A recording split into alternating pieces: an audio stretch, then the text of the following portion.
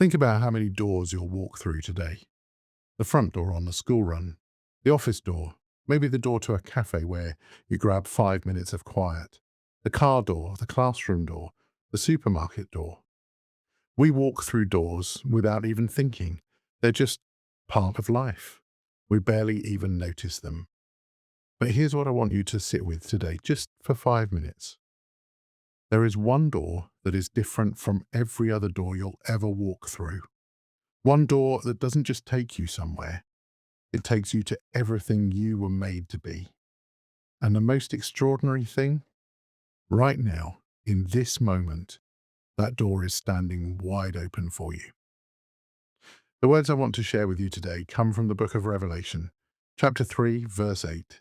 And Jesus says this quietly, personally, almost like a letter written just to you. I have opened a door for you that no one can close. Just sit with that for a second.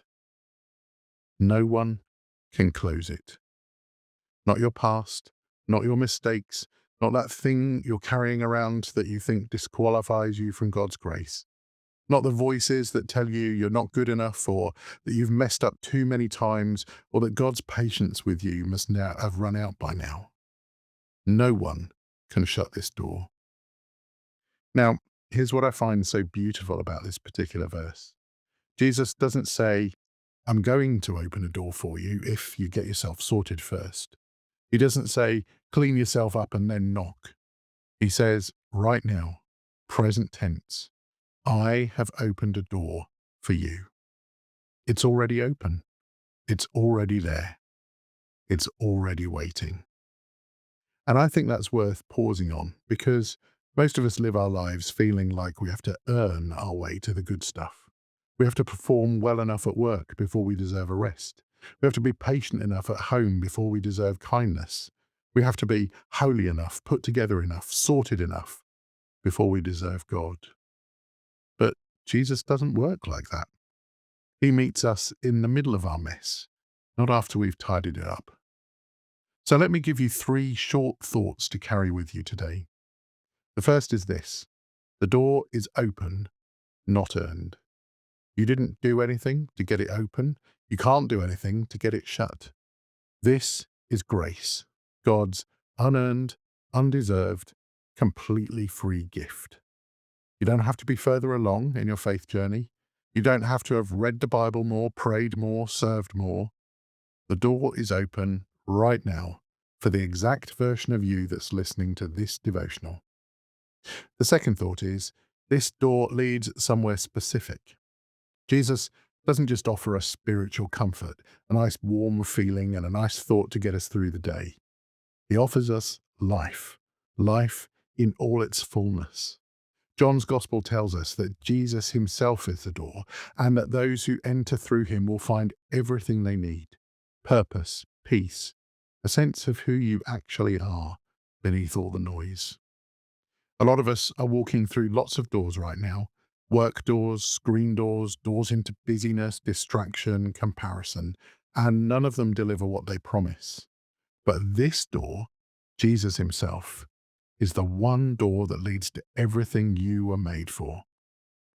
General William Booth said, the greatness of a man's power is in the measure of his surrender.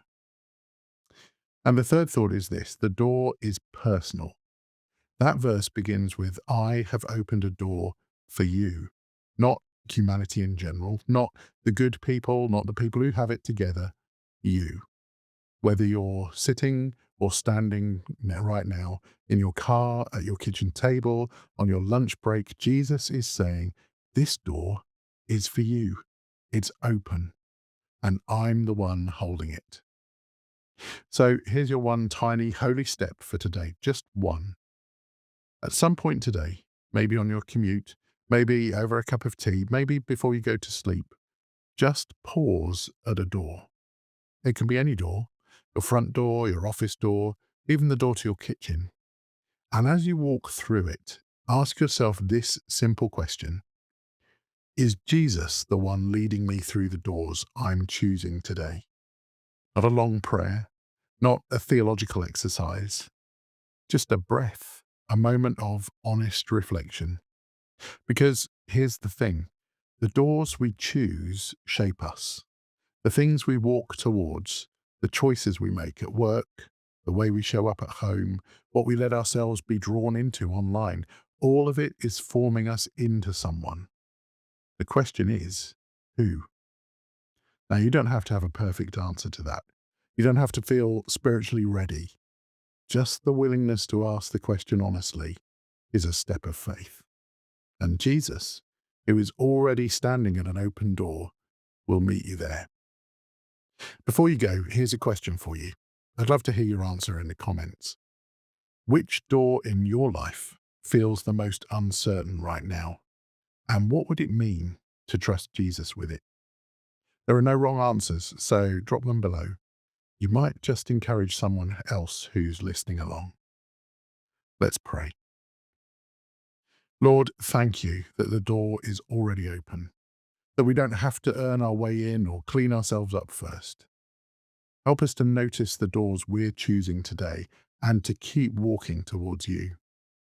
For the person watching this who feels far from you, remind them that you are closer than they think.